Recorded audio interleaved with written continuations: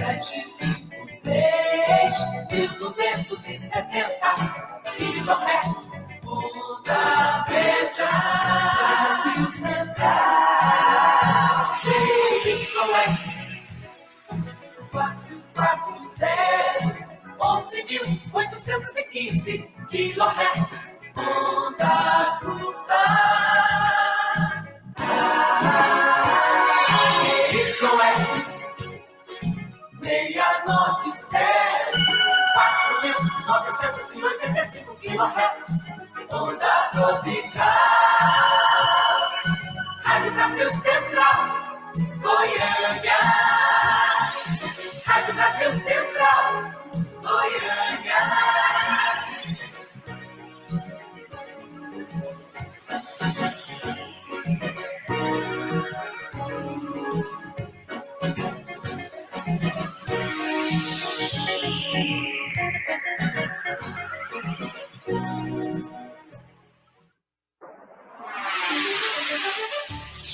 ZYC 540, RBC FM 90,1, Goiânia.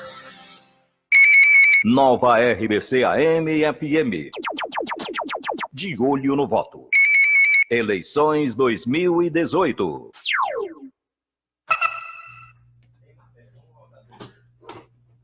Agora em Goiânia, 3h05. É a Rádio Brasil Central na cobertura das eleições 2018. O Tribunal Regional Eleitoral em Goiás divulgou neste sábado a lista dos 138 municípios goianos que têm a lei seca vigente neste domingo, no dia da eleição. Segundo o órgão, a determinação proíbe o comércio de bebidas alcoólicas para o primeiro e segundo turno, se houver. O tempo de duração da medida é decidido pelos juízes eleitorais de cada região. A punição para aqueles que não respeitarem a determinação é de pena de 3 meses a 1 ano e pode gerar ainda pagamento de 10 a 20 dias de multa, segundo o Código Eleitoral.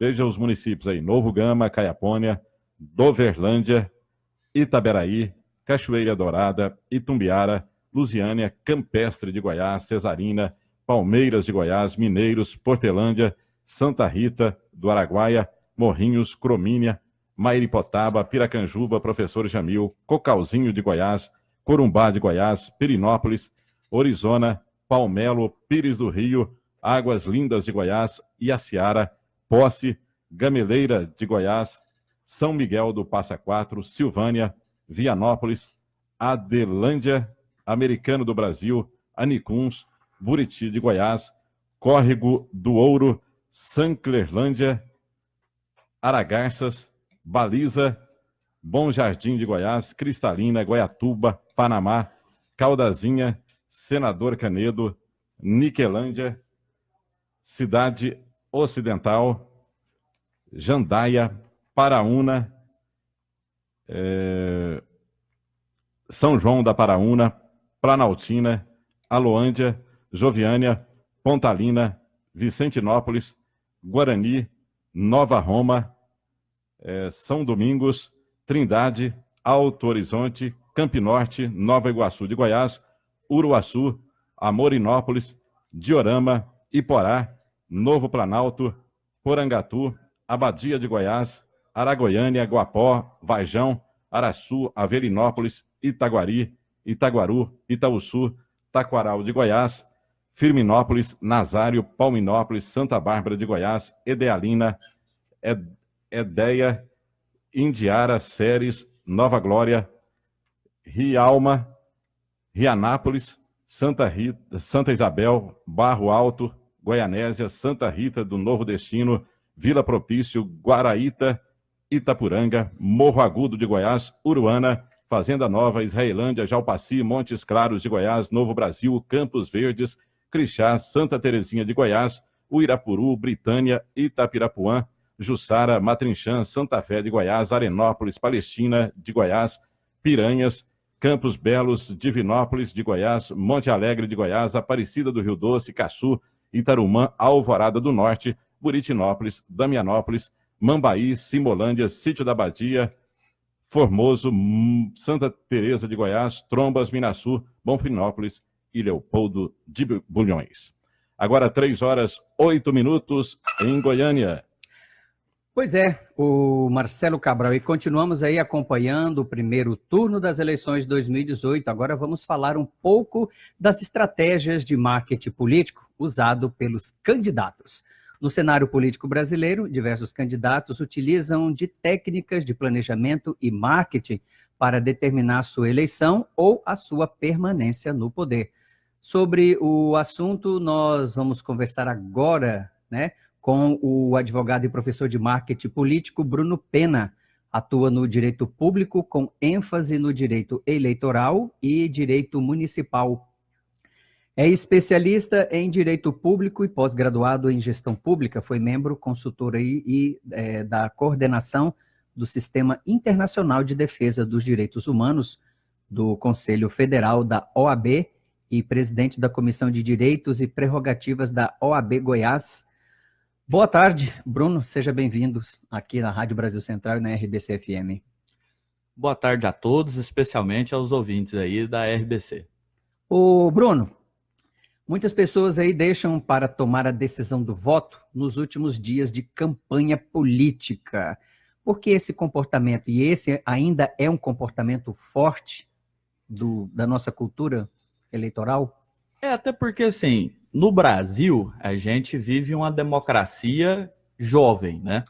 Se a gente for contar da data da promulgação da Constituição de 88, nesse ano agora que a gente está inteirando 30 anos de democracia, né? Eu, particularmente, tenho 33 anos de idade, então eu tenho mais tempo de idade do que a gente tem agora de período democrático. Da redemocratização para cá, né? Da redemocratização para cá, que está caminhando para ser um dos períodos mais longos de democracia ininterrupta no Brasil.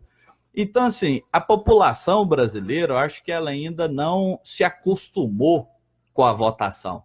E até porque, especialmente nas eleições gerais, o eleitor é chamado a decidir sobre vários cargos, né?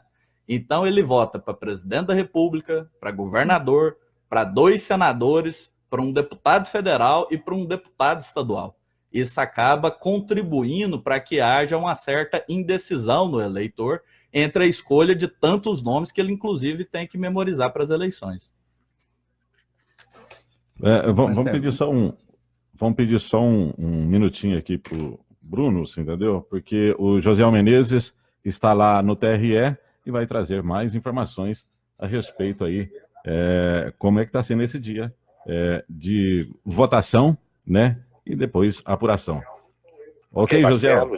Ok, Marcelo, direto aqui do TRE, já dando entrevista, Dori Gonzaga, o secretário de Tecnologia e Informação do TRE.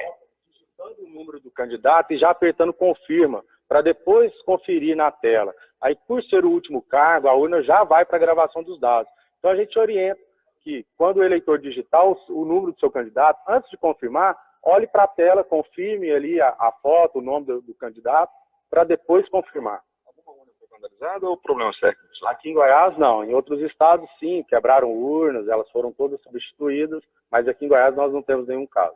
Tem informação de que 2 candidatos foram pegos fazendo boca de urna. A justiça confirme quais seriam esses candidatos? Nesse caso, como não é da minha área, da minha competência, eu não tenho essa informação. Quem vai ter é o comandante que está aqui, né, no local. Você falou de quebrar a urna? Onde que foi esse incidente? O que aconteceu? Nós tivemos em Santa Catarina, um eleitor chegou lá meio irritado, deu uma marretada na urna e foi feito o procedimento de contingência e o eleitor está preso. Isso em Goiás? Aqui em Goiás, não. Aqui em Goiás nós temos uma eleição muito ordeira, muito tranquila. Tivemos a chuva que complicou um pouco no início do dia, mas agora está tudo normal. Essas 93 que foram trocadas, quantas aí dizem respeito, por exemplo, à questão da biometria, que a biometria não estava funcionando? Você pode descrever quais eram os problemas delas? A maior parte dos problemas que nós estamos encontrando nessa eleição é relacionada à leitura da digital, né? O leitor para de funcionar, ele trava. Nesse caso, a gente tem que fazer a substituição da urna, né? Para que a identificação continue na próxima urna. E também nós temos questões de travamento da urna de uma maneira geral, e sempre com a substituição da urna, sempre garantindo que o voto que estava na primeira é transferido para a segunda e continua a votação normal. Agora, muita gente deixou de votar, pelo menos adiou um pouco a votação por causa das chuvas. Às 17 encerra, mas quem estiver na fila vai continuar, vai poder votar? Exatamente. Às 17 horas é o início do encerramento das urnas. A partir desse momento, a urna pode aceitar o encerramento, mas se existir eleitor dentro do colégio de votação, ele vai receber uma senha e a votação vai continuar até que todos votem. Nós temos informação também de que pode 2 sessões votando numa mesma urna. Isso é permitido? Tem como ocorrer? Esse é o caso que eu citei logo no início do dia, que existia 2 urnas com a sessão número 35. Foi um erro de procedimento no evento de carga e lacre, foi identificado no momento do início da votação. A sessão 35 continuou normal, a que estava duplicada, na verdade, ela não seria recebida, porque nós não tínhamos a correspondência dela. Nós fizemos, junto lá com o juiz da zona, a carga da sessão 52 e a votação iniciou ali por volta das 9h30 normalmente. Você tem ciência de prisão de mesário e de presidente de mesa por irregularidades ali, na verdade orientando os eleitores na hora da votação? Não por eleitor, mesário orientando o eleitor. Eu vi somente por vocês mesmos, né, a imprensa mostrando, uma que estava com broche, essas notícias assim. Mas como eu sou da área de tecnologia, né, eu sou bem focado na questão da urna eletrônica e os seus defeitos. Então, só tenho essa informação também. Existe uma previsão do resultado já aqui em Goiás? A previsão do resultado é a partir das 17, nós começamos a receber aqui os boletins de urna. Essas sessões que tiverem eleitor muito próximo das 17 vai continuar até que todos votem. E a gente prevê a totalização por volta ali das 8h30, 9 horas, com resultados, dependendo do número de votos para um candidato ou outro, até definido. Mas a totalização final, com todas as urnas, às 22 horas. Agora, nas redes sociais, principalmente, muita divulgação dos votos fora do Brasil, principalmente na China, Coreia. Esses votos só começam a ser computados oficialmente a partir das 19 horas ou como que fica? Esse caso hoje com o WhatsApp, né, a tecnologia mudou um pouco as eleições. Dependendo do boletim de urna que foi divulgado, né, nós recebemos também alguns do Japão, todos ali que a gente recebeu e analisou eram verdadeiros. A questão é que a gente pode ter essa situação aqui mesmo no Brasil. Goiânia, por exemplo, está 2 horas adiantado do Acre, né? A partir das 17 horas nós iremos encerrar as votações aqui. Alguém que pegue esse boletim de urna, bata uma foto e mande para alguém que esteja no Acre, antes de encerrar a votação no Acre, ele vai receber os votos aqui de Goiânia. A gente recebeu uma reclamação pontual, 6 eleitores aqui da primeira zona eleitoral, seção 444 da PUC do Jardim Goiás, reclamaram que eles não estão conseguindo confirmar o voto da presidente. Não está vindo a confirmação. É aquele caso que eu citei, né? Se o eleitor não souber o procedimento ali, a gente não culpa o eleitor, até porque essa eleição, nós temos 6 cargos, né? É difícil. Um eleitor que usa a urna eletrônica só de 2 em 2 anos, ele chega ali meio nervoso também, né? Então, digite o número, confira na tela seu candidato para depois confirmar. Se ele fizer isso para o cargo de presidente, digitar e confirmar para depois olhar, a urna vai estar encerrando e gravando seu voto já, ele não vai ver a foto. Com relação ao uso de adereços, camiseta, bandeira e tudo mais, algum problema em Goiás com relação a isso? A Justiça Eleitoral permitiu, né, o uso da camiseta, a manifestação individual. Se houve conflito, aí eu acho que deve ser encaminhado para o comando geral aqui, para que ele passe a informação dos presos e dessas situações. Como estão surgindo essas denúncias, eu queria que o senhor desse uma orientação para nós. O que as pessoas têm que fazer, então, quando elas estão percebendo que, ou estão se sentindo enganadas, que elas não estão conseguindo fazer o voto que elas querem?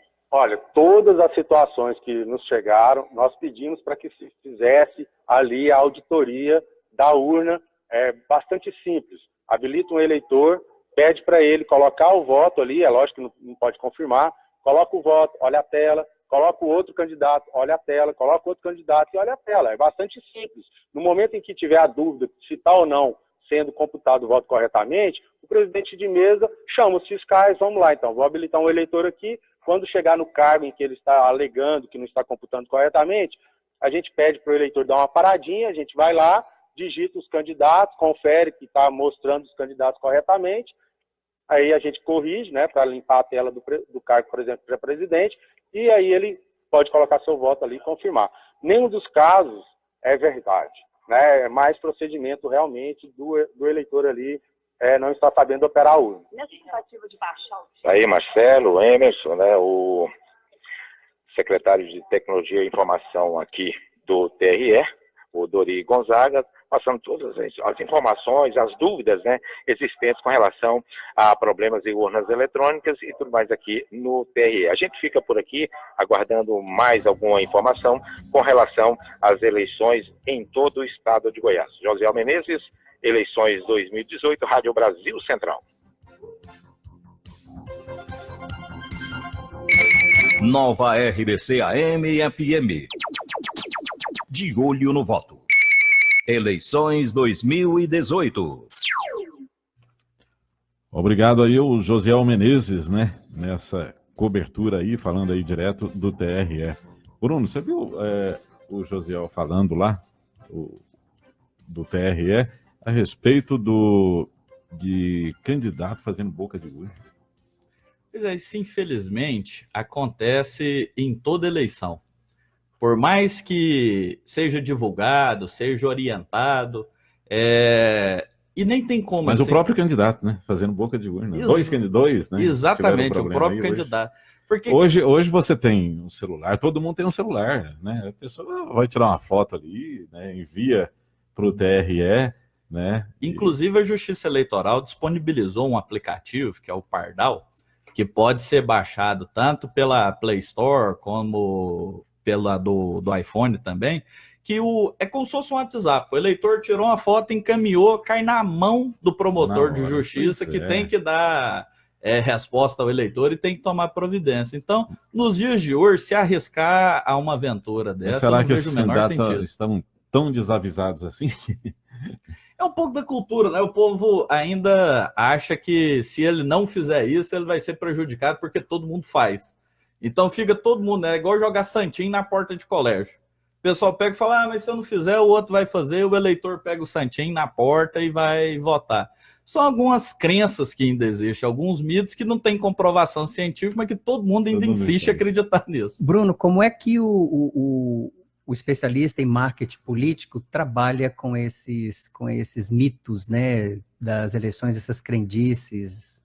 Inclusive, essas eleições serviu para desmistificar algumas coisas. Até porque, assim, vai muito do eleitorado de cada candidato. Por exemplo, um candidato que tem uma concentração maior de eleitores nas zonas rurais, investir em redes sociais, talvez ele não vai ter um retorno tão grande. Agora, os candidatos das capitais costumam ter um retorno melhor das redes sociais. Por exemplo, a gente vê hoje para presidente da República o candidato que tem um dos menores tempos de televisão, que é o Bolsonaro, liderando as pesquisas, e o Alckmin, que tem um tempo de televisão enorme, lá em terceiro, quarto nas pesquisas. Então, mostrou que para essas eleições, o tempo de televisão não foi tão decisivo, enquanto havia vários especialistas que diziam que o tempo de televisão ainda era determinante. Então, vai muito do eleitorado de cada candidato e do tipo de candidatura de cada candidato. As redes sociais aí foram bem mais eficazes, né? Do que a própria televisão, né? Exatamente. Para alguns candidatos, sim. É difícil a gente dizer se elas foram determinantes. Porque, às vezes, para um candidato, ela tem maior retorno, para outro, não. Por exemplo, para o Haddad, que houve uma substituição de candidatura, para atingir o Brasil inteiro, talvez o tempo de televisão tenha sido importante também. Mas, sem sombra de dúvida nenhuma, para essas eleições, a internet teve um papel que nunca se teve antes em nenhuma outra eleição no Brasil. Vai definir, né? Alguma... Qual é a nossa sequência agora? As matérias vêm depois. A gente continua aqui com o bate-papo aqui com os nossos entrevistados, porque agora nós vamos colocar aqui mais um outro aqui especialista, né? Um outro convidado, né? Para melhorar aqui aumentar aqui o nosso volume de informações, né? Para o nosso ouvinte.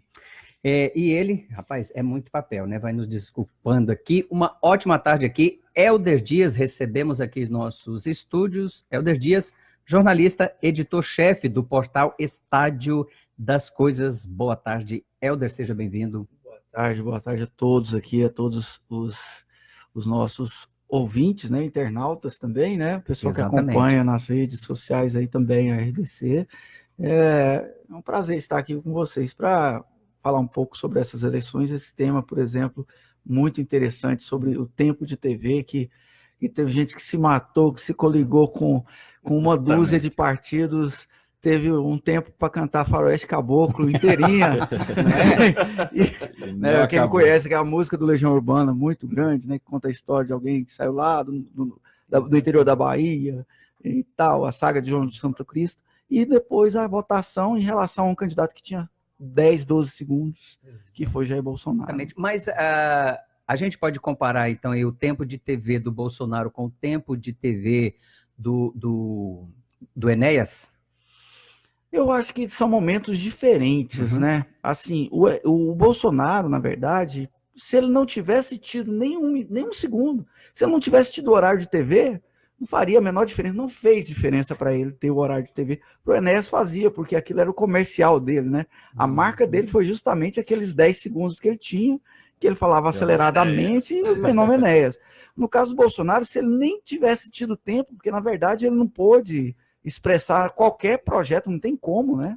Acho que o Amoedo tentou expressar ainda, porque o João Amoedo do Partido Novo tinha um tempo semelhante, e ele falava, não, no próximo, se depender, se nós chegarmos à presidência, no próximo mandato vocês não terão mais horário gratuito eleitoral. Era uma promessa que ele fazia nos 10 segundos, né? Então, uma série de coisas que dá para... Mas a opção do Bolsonaro, desde o começo, foram as redes sociais, e se provou... E isso já começou já há muito tempo, sim, né? há anos, muitos anos. O Bruno, com isso, né, com essas pequenas mudanças, a TV vai perder espaço, assim, enquanto espaço importante dentro das eleições?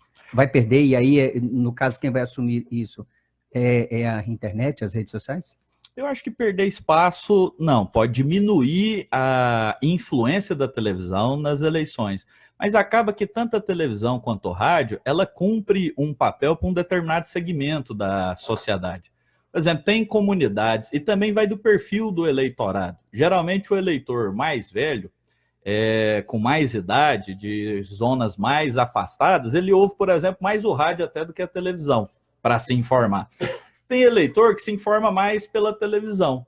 O público das gerações mais recentes se informa mais pelo celular, pela internet. Então acaba que o candidato que busca atingir todos os segmentos, ele vai ter que utilizar todos os mecanismos que ele tem à disposição.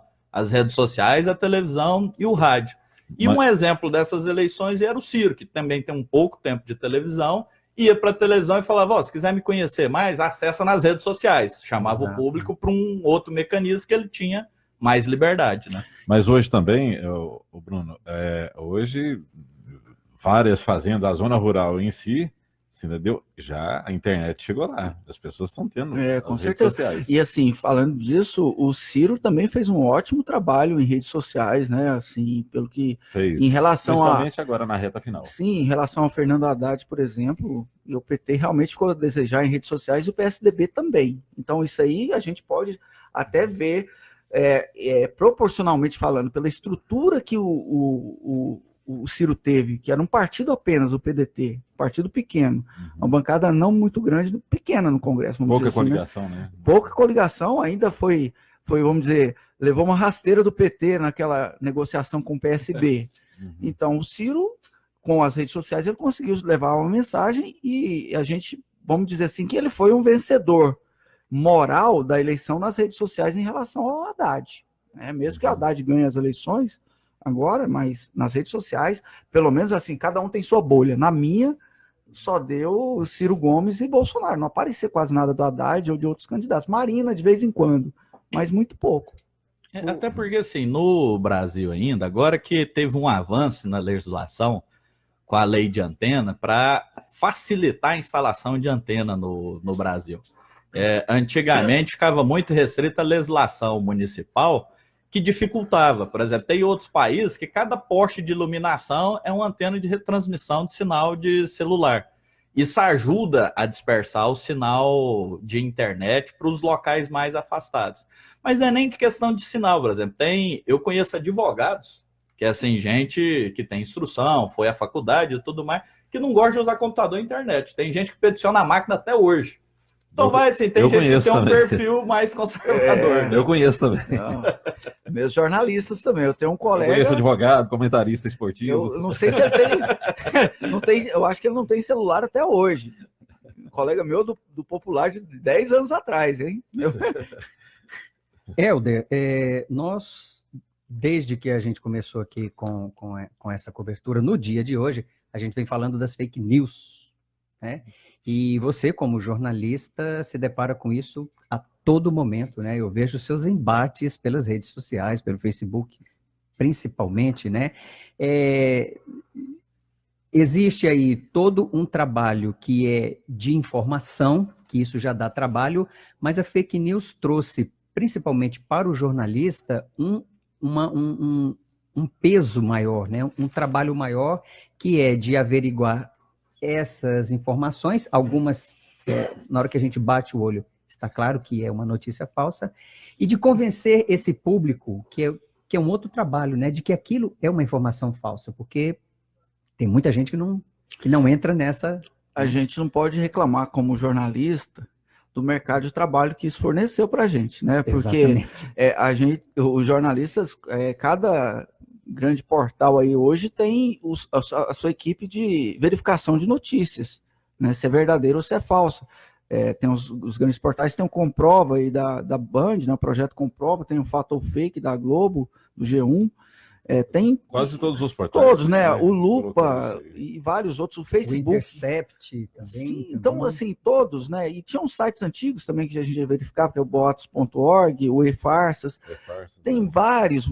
Agora, o problema não é esse, Emerson. O problema é qual? O problema é que a fake news, igual como você deu o exemplo aqui, olha, a gente bate o olho e já vê que é falso. Uhum. Você bate o olho e vê que é falso. Isso, exatamente. O problema é que a coisa não é bem assim. Cada pessoa sente aquela notícia como mais verdadeira ou mais falsa, de acordo com o grau de instrução que ela tem, de acordo com as crenças, inclusive políticas que ele tem.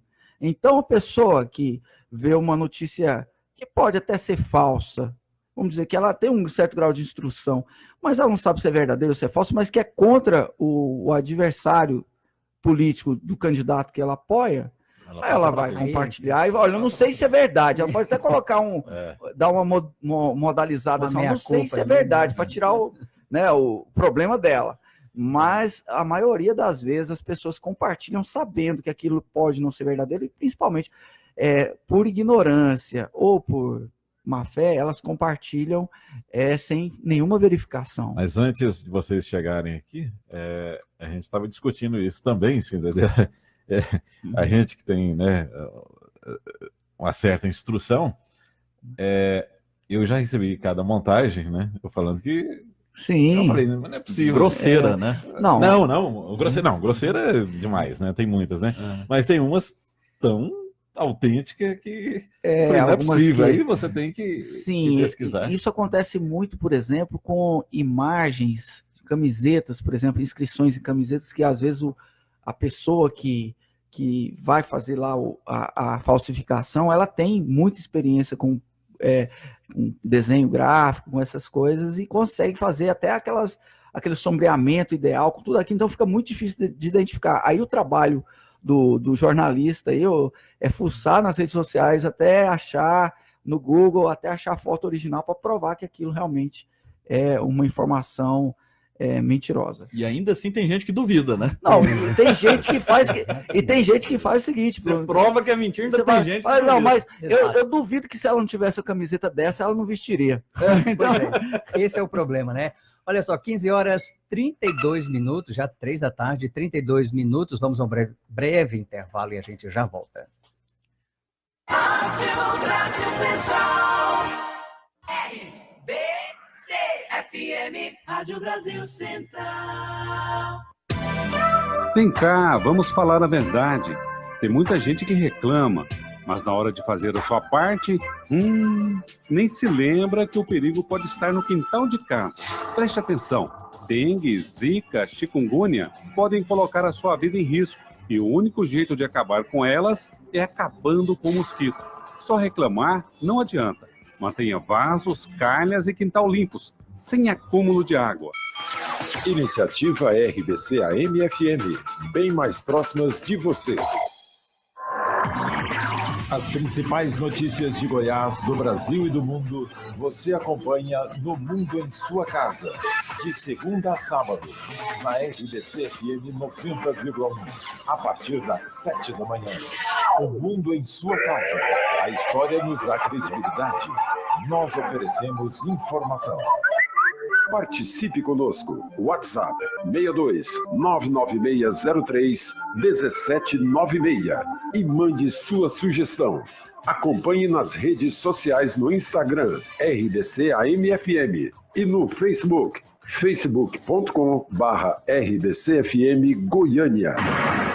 Rádio Brasil Central. RBC FM. Rádio Brasil Central. Nova RBC AM/FM. De olho no voto. Eleições 2018.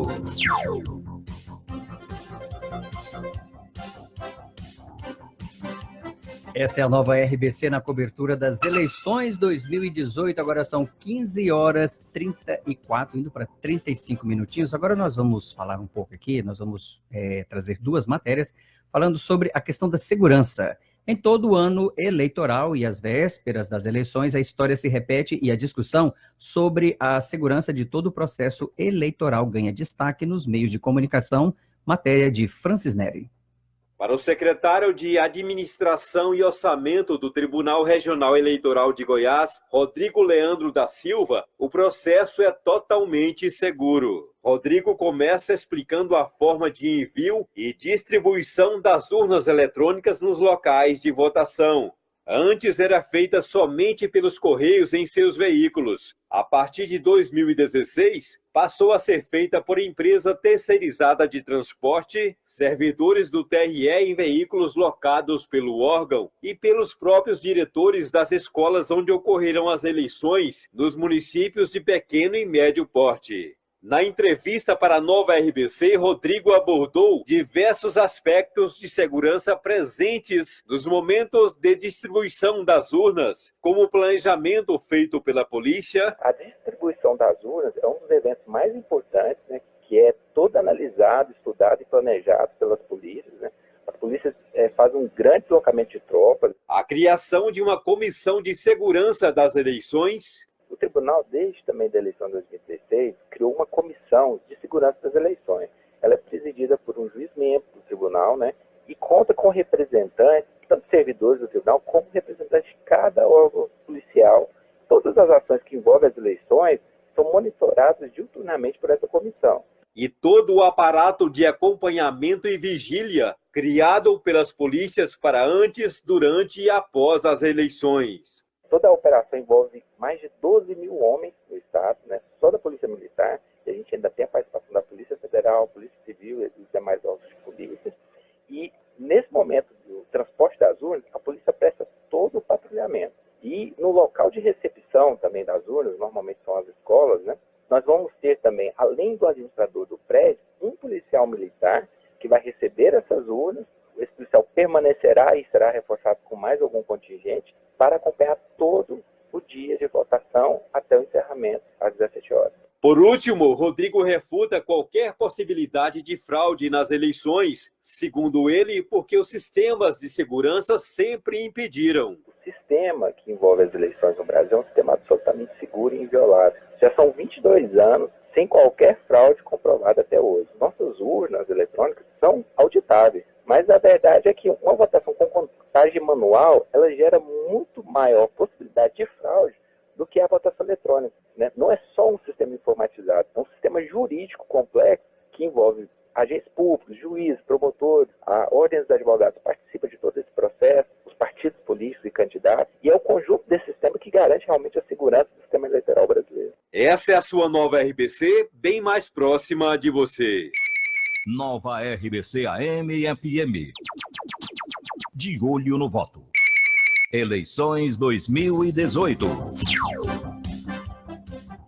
Dando continuidade aí, agora, outra matéria que nós vamos colocar agora no ar é o seguinte: todas as providências para a segurança das eleições deste ano foram tomadas em todas as etapas. Matéria de Jânio Rodrigues. A Polícia Militar de Goiás montou um esquema especial de segurança para os 2.439 pontos de votação em todo o estado, neste 7 de outubro, primeiro turno das eleições. Desde o transporte das urnas eletrônicas, o seu pernoite nos locais de votação e no dia do voto, a PM estará presente, afirma o assessor interino de comunicação, Tenente Coronel Pascoal. Os locais com mais eleitores, mais de 10 sessões eleitorais, vão receber atenção redobrada. Goiânia, a capital, né? Aparecida, Anápolis, essas cidades que têm um contingente de eleitores maior, são cidades que estão recebendo mais reforço, então um reforço mais acentuado. E devemos lembrar também que em locais de votação onde tem mais de 10 urnas eletrônicas, ou seja, mais de 10 sessões espalhadas naquele local de votação, nós teremos contingente policial reforçado também. Bom, o flagrante de crimes eleitorais, os policiais que estarão de serviço no local, imediatamente deverão agir. E também naquelas situações em que os presidentes de locais de votação, mesários, solicitar a presença da polícia, esse indivíduo vai ser detido pela Polícia Militar e encaminhado à central de flagrantes para que lá sejam tomadas as providências legais. É bom lembrar que a Polícia Federal instalou formalmente nesta segunda-feira o Centro Integrado de Comando e Controle das Eleições em Brasília, para acompanhar em tempo real todas as demandas de investigações de crimes eleitorais autorizadas pela Justiça Eleitoral. Esta é a nova RBC, bem mais perto de você. 15h40. Esta é a nova RBC na cobertura das eleições 2018. Eu queria fazer um apontamento aqui, o Cabral, Marcelo Cabral, sobre essa questão da segurança, só que eu queria ir por um outro lado também, que é a questão que entre fake news e não, e as dúvidas das pessoas, em relação, Bruno, à segurança das urnas eletrônicas. Toda eleição vem este assunto. Esse é um mito recorrente, assim, igual as pessoas que acreditam que o Elvis não morreu, que o Michael Jackson está vivo, entendeu? É uma coisa assim que sempre vem à tona, entendeu? E assim, desde que as urnas eletrônicas passaram a ser utilizadas, eu não acredito que exista sistema infalível. Acho que todo sistema é passível de falhas. Só que nunca se conseguiu demonstrar qualquer tipo de falha que ameaçasse a rigidez do processo eleitoral. Tanto é que nas eleições passadas, o Aécio Neves, ao perder as eleições, investiu algo em torno de 4 milhões de reais, entrou na justiça para provar que as eleições haviam sido fraudadas e não conseguiu nada mais do que provar que a eleição tinha sido legítima. Então, assim, eu não acredito como que as pessoas, igual eu vejo alguns mitos falando assim, o TSE vai fraudar as eleições para garantir a eleição do Haddad. Fala, mas se o TSE fosse assim tão comprometido com a Haddad, eles tinham registrado a candidatura do Lula. Então, se o mesmo TSE, quem deferiu o registro de candidatura do Lula, vai fraudar as eleições para garantir a eleição do sucessor dele. É uma questão de lógica. É uma questão assim que, se a pessoa parar um pouquinho para pensar, ela vai ver que não tem nenhum sentido esse tipo de manifestação.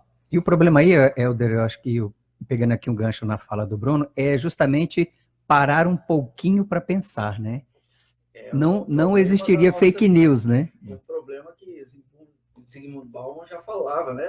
Nós vivemos no meio, vamos dizer, das informações líquidas também, né? O amor líquido que ele falava, as informações líquidas, elas se processam de uma forma tão rápida, é tanta informação que não se filtra mais. Você simplesmente passa e a gente chega a uma era em que existe a verdade, mas a verdade, como já diria, né? Ela se tornou apenas conveniente, né?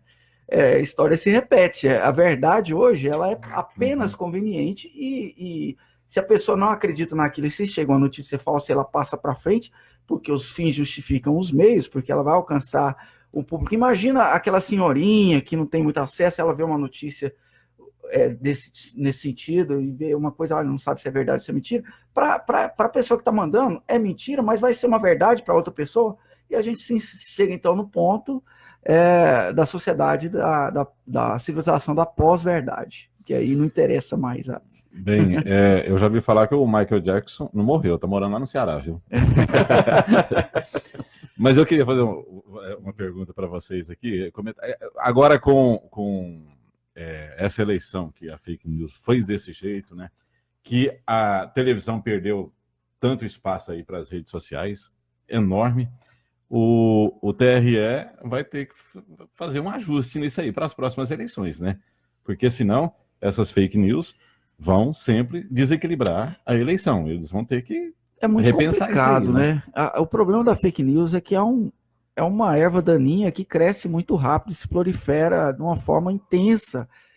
E a gente tem lugares em que elas ocorrem de uma forma tão avassaladora e a gente nem fica sabendo, nem tem como saber. Os grupos de WhatsApp são essas regiões.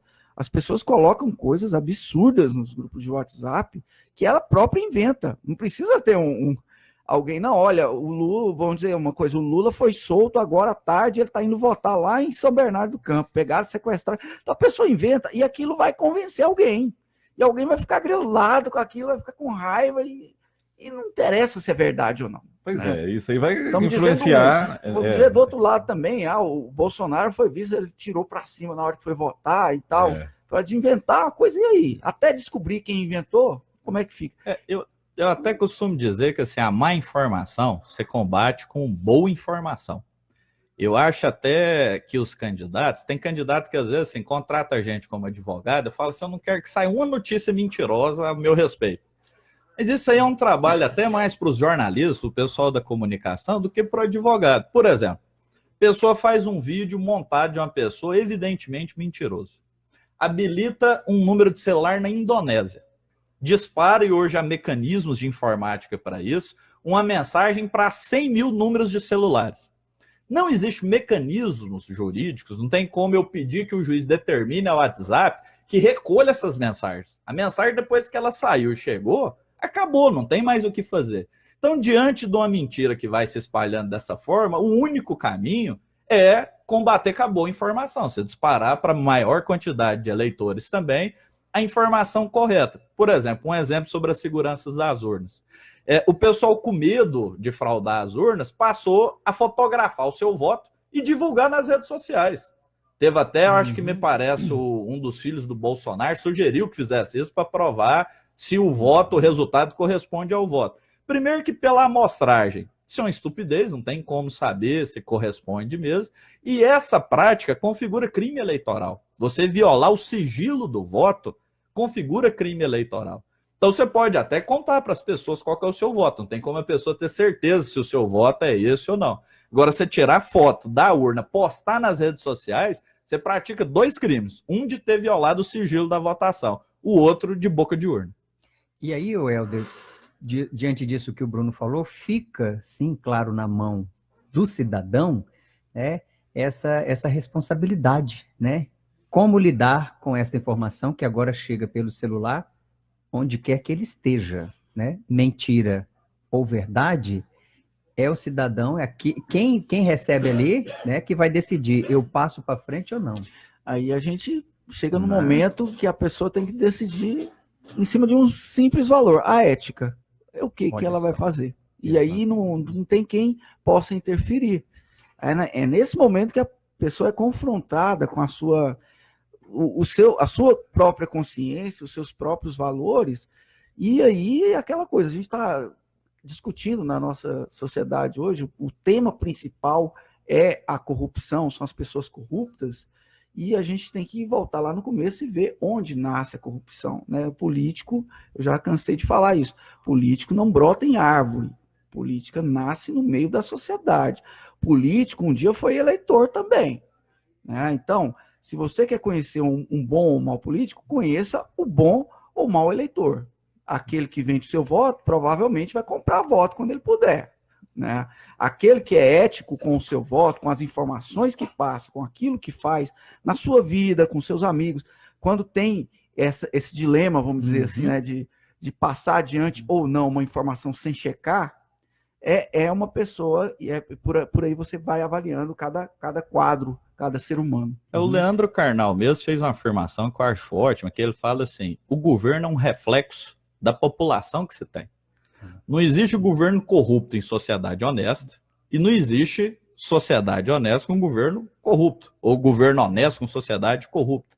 É um reflexo da sociedade que tem. Talvez por isso que a população tem tanta raiva de político, que ela acaba se vendo, expondo as suas falhas naquele político que ela tanto critica, né?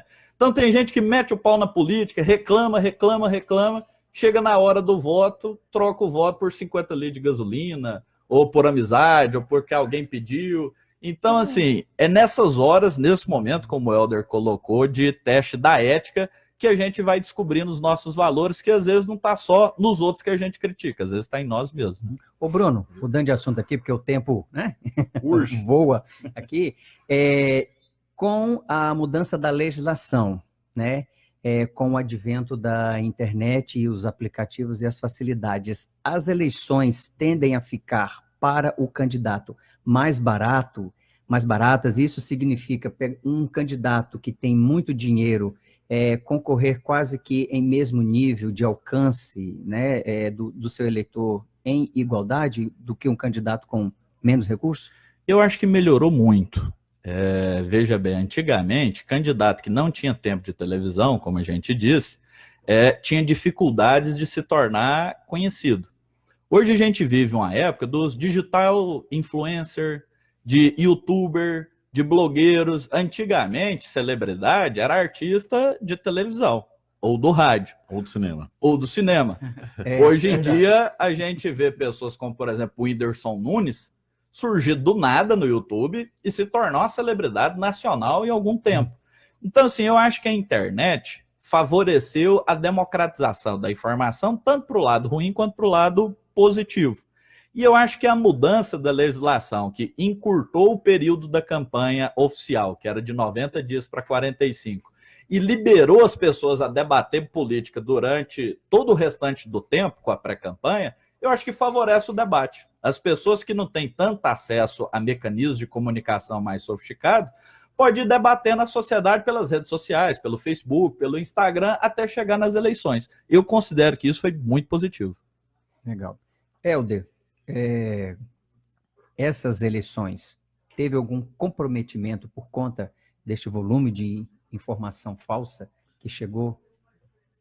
Olha, eu acredito que a gente vai precisar ainda de um tempo para processar quais foram as consequências, vamos dizer, o impacto de tudo isso que aconteceu, né? O que eu vejo é que as pessoas não tiveram nenhum pudor de repassar adiante notícias, vamos dizer, no mínimo suspeitas. As pessoas repassaram, assim, eu estava entrando muito pouco em grupo de WhatsApp, porque aquilo ali virou uma zona assim, total, uma zona escura completamente, terrível. Vídeos, depoimentos, fotos, imagens em geral, e aquilo ia cansando. No Facebook você tinha um certo respiro, mas aparecia demais, né? Muita coisa. E assim, o que a gente percebe é que alguns candidatos com certeza foram muito prejudicados mais que outros, né? Se você pegar em qualquer portal de notícias falsas, de verificação de notícias, você vai ver que tem alguns candidatos que foram, de cada 10, 8 notícias eram para atacá-lo, né? Então, assim, é uma campanha contra uma determinada ideologia ou contra um determinado partido. Isso é facilmente verificável. Entre qualquer site você veja lá sobre política, quantas notícias falsas em relação a cada candidato. Muito claro. E você acha que esses ataques partiam das próprias pessoas, né?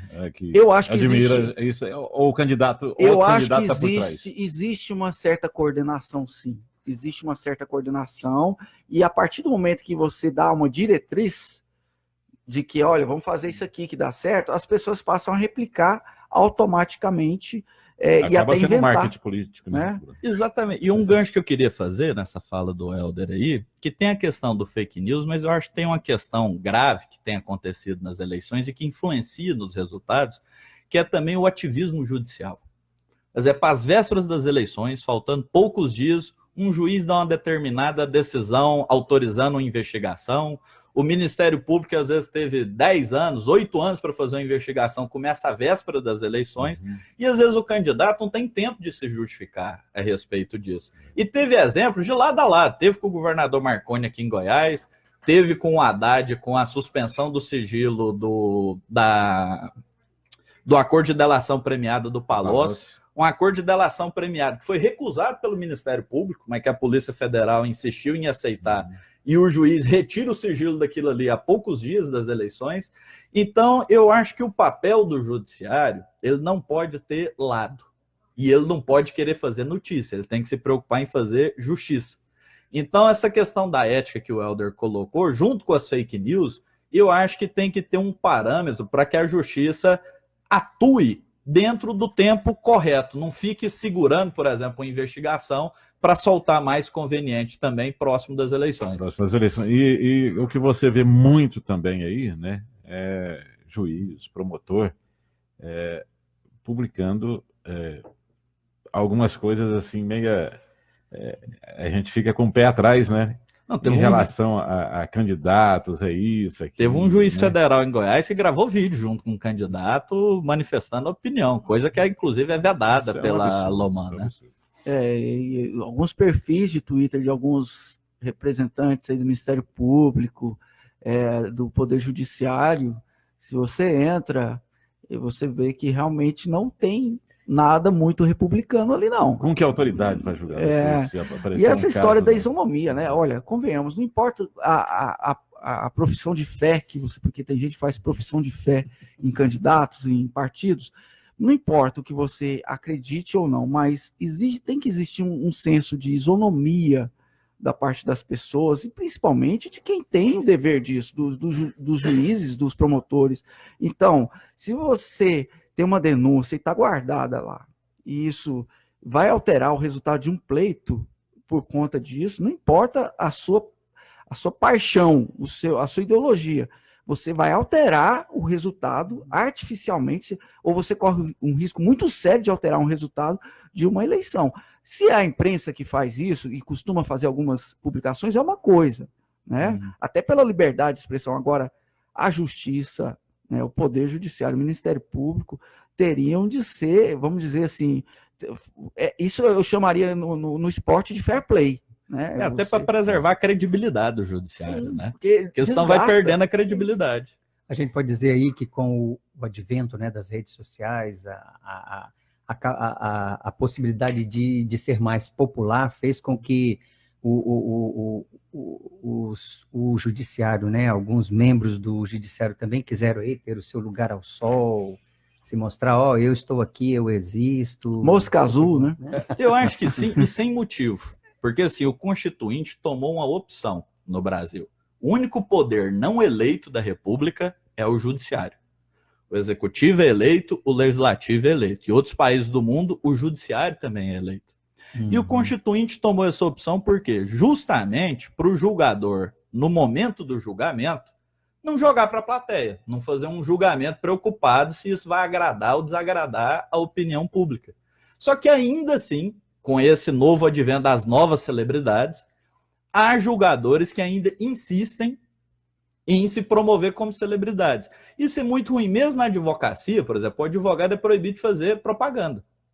Ele não pode fazer propaganda, ele não pode se promover, justamente para preservar a instituição que ele representa dentro do Estado Democrático de Direito.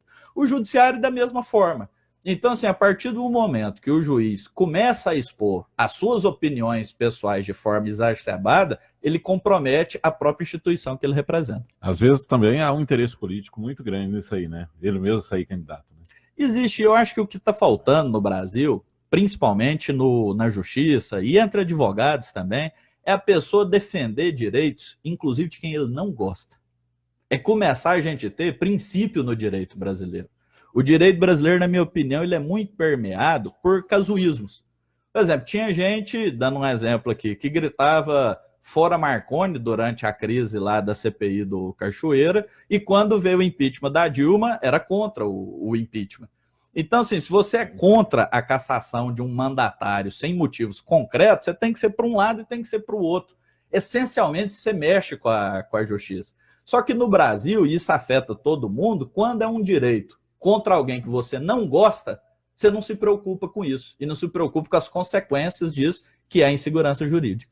Marcelo, vamos com algumas informações aqui da nossa central de jornalismo. Olha só, a Justiça Eleitoral esclarece que a mensagem que circula em redes sociais e aplicativos de bate-papo sobre a ausência de processamento de todos os votos na urna eletrônica é falsa.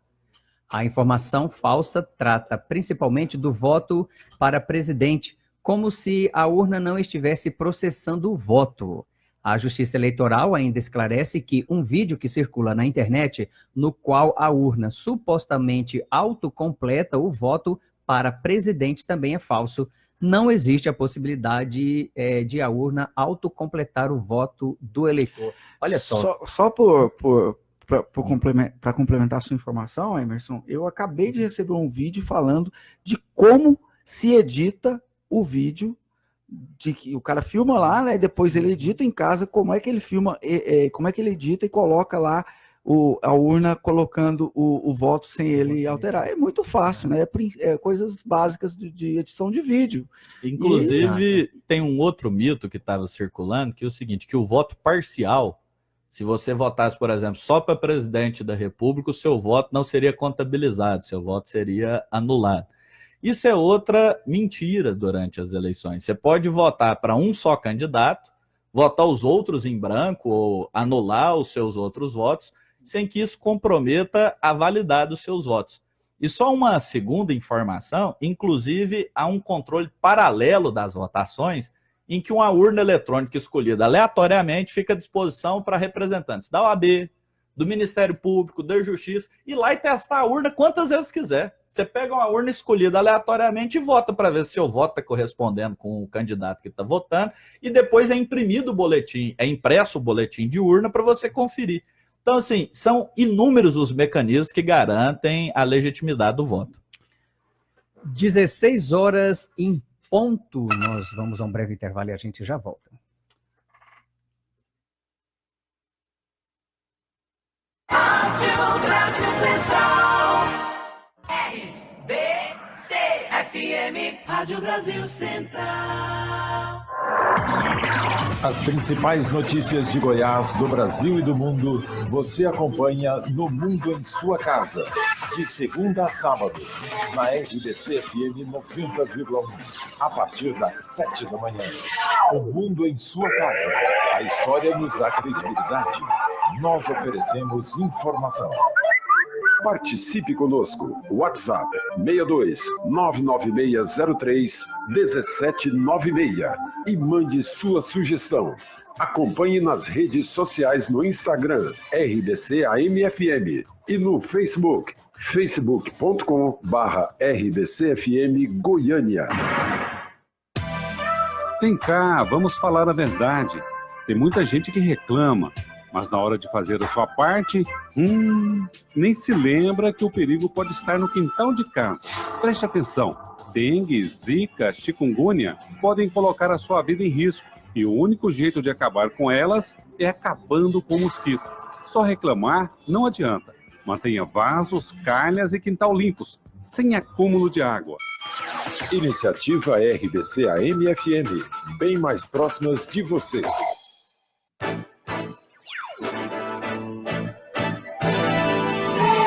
CYH 753 1270 kHz, onda média, Brasil Central.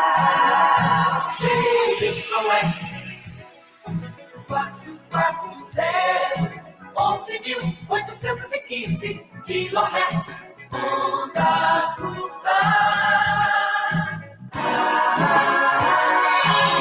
CYR 690 4.985 kHz, onda tropical. Rádio Brasil Central, Goiânia. Rádio Brasil Central, Goiânia.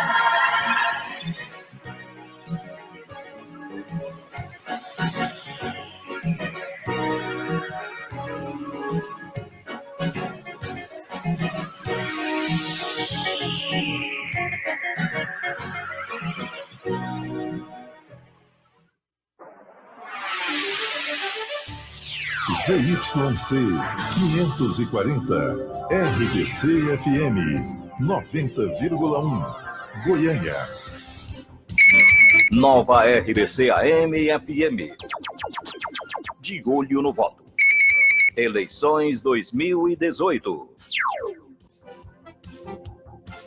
São 16 horas 3 minutos e você está acompanhando aqui pela Nova RBC a cobertura das eleições 2018. E nós queremos aqui agora, sim, né, agradecer a presença aqui e a participação do Bruno Pena, professor, advogado e professor de marketing político, né? Obrigado, Bruno, pela sua colaboração aqui, foi muito bom bate-papo, viu? Eu que agradeço pela oportunidade da gente poder dialogar com a audiência qualificada aqui da RBC.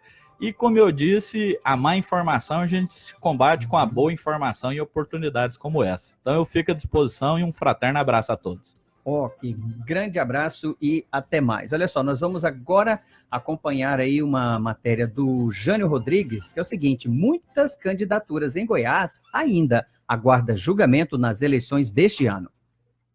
Nestas eleições, o Tribunal Regional Eleitoral de Goiás recebeu 1.191 requerimentos de registro de candidaturas. Delas, 26 aguardam julgamento. 1.026 foram aprovadas. 45 candidatos renunciaram à candidatura e 85 registros foram barrados pela Justiça Eleitoral. São diversos os motivos, segundo o secretário judiciário Leonardo Sapiência, embora o número de indeferidos seja baixo. Está dentro da normalidade e os indeferidos foram situações pontuais. Não comprovaram a certidão de quitação, não trouxeram escolaridade, né? São questões bem pontuais. Então, você vê de um cenário de 1.191 registros de candidatura, somente 85 foram indeferidos. Uma normalidade dentro do tribunal. No demonstrativo de regularidade de atos partidários, 31 foram aprovados pela Justiça Eleitoral e apenas um modificado. Esta é a Nova RBC, bem mais perto de você.